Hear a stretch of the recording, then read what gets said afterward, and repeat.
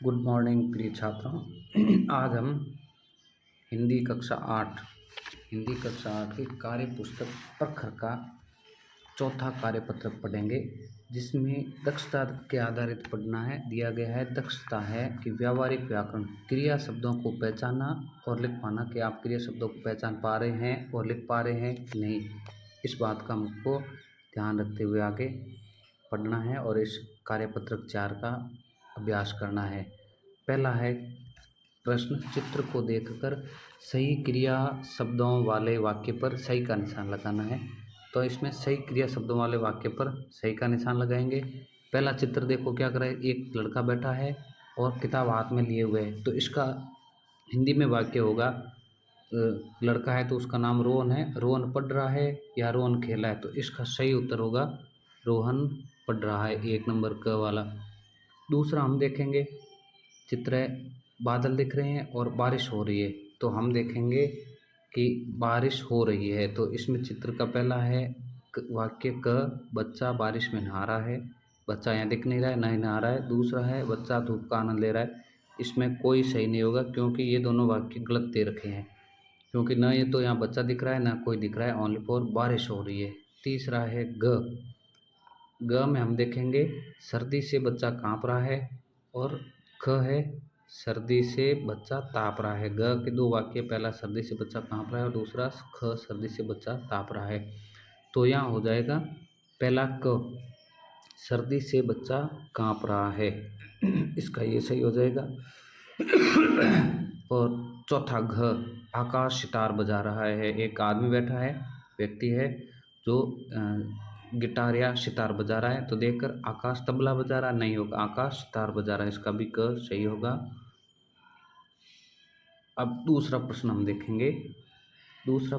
देखेंगे, दिए गए चित्र को ध्यान में रखते हुए क्रिया से संबंधित एक एक वाक्य बनाना है। जैसा चित्र दे रखा है उसके आधारित क्रिया लगानी है और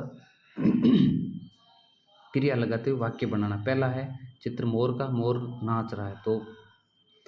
तो दे रखा है बगीचे में मोर नाच रहा है।